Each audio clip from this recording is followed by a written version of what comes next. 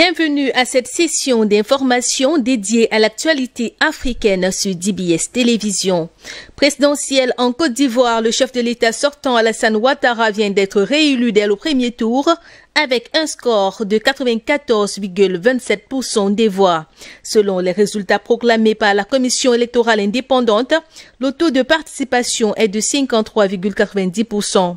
Le président actuel a recueilli 3 031 483 voix sur un total de 3 215 909 suffrages exprimés. Le candidat indépendant Kwadjo Konan-Bertin arrive en deuxième position avec 1,99% des voix. Les deux autres candidats avaient appelé au boycott mais ont tout de même reçu des suffrages. L'ancien président Henri Konan Bédié termine troisième avec 1,66% des voix et l'ex-premier ministre Pascal Affi-Guesson quatrième avec 0,99% des voix. La CEI a désormais 3 jours pour transmettre ces résultats au Conseil constitutionnel qui a 7 jours pour les valider.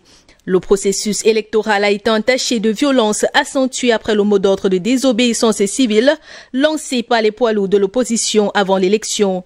Le bilan annoncé fait état d'une trentaine de victimes dont des troubles et des violences intercommunautaires depuis le mois d'août et l'annonce de la candidature d'Alassane Ouattara. Dans cette ambiance qui fait craindre une escalade de violence, l'opposition ne fléchit pas. Lundi, elle a annoncé la création d'un Conseil national de transition présidé par Henri Konan Bédié. Sa mission, préparer le cadre d'une élection présidentielle juste, transparente et inclusive et de convoquer les assises pour la réconciliation nationale en vue du retour à une paix définitive en Côte d'Ivoire. Dans ce sillage, le candidat du FPI, Pascal Affi-Guesson, a rappelé que les opposants ne reconnaissaient plus Alassane Ouattara comme président de la République et que son maintien au pouvoir est susceptible de provoquer une guerre civile. Au lendemain du vote, l'opposition avait déjà appelé à une transition civile et à la mobilisation générale des Ivoiriens pour faire barrage à la dictature et à la forfaiture du président sortant.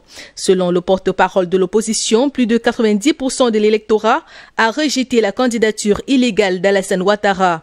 Le RHDP, parti au pouvoir qui voit dans ses agissements une provocation, a appelé le gouvernement à faire preuve de fermeté vis-à-vis de certains leaders de l'opposition qu'il accuse de défier l'autorité de l'État. En Tanzanie, le candidat malheureux à l'élection présidentielle du 28 octobre dernier, l'opposant Tundu Lissu, a été arrêté par la police lundi à Dar es Salaam.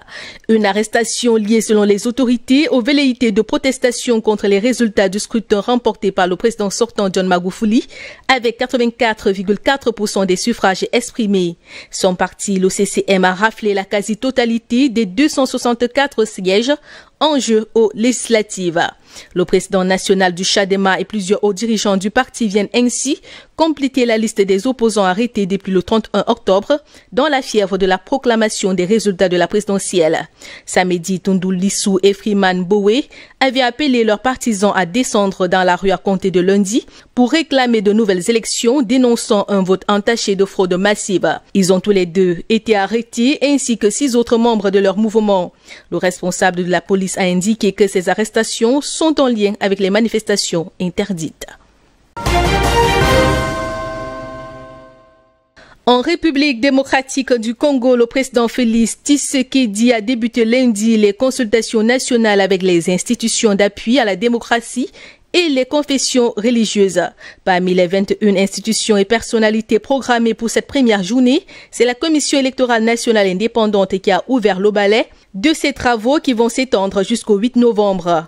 Ces consultations se tiennent dans un contexte marqué par la tension entre les deux membres de la coalition gouvernementale, le Front commun pour le Congo de l'ex-président Kabila et Cap pour le changement, qui dirige le pays depuis l'arrivée au pouvoir du président Félix Tshisekedi en janvier 2018. Des tensions qui se sont aggravées ces dernières semaines. Le 23 octobre 2019, lors de son discours à la nation, le président congolais avait annoncé la tenue de ces consultations nationales pour aboutir à une union sacrée de la nation visant la refondation de l'action gouvernementale autour des principes de participation à la gestion du pays. Une décision prise au lendemain du boycott par le camp Kabila de la prestation de serment des juges nommés par le chef de l'État à la Cour constitutionnelle. Lutte contre le terrorisme au Sahel, la ministre française des Armées Florence Pally est arrivée lundi à Bamako.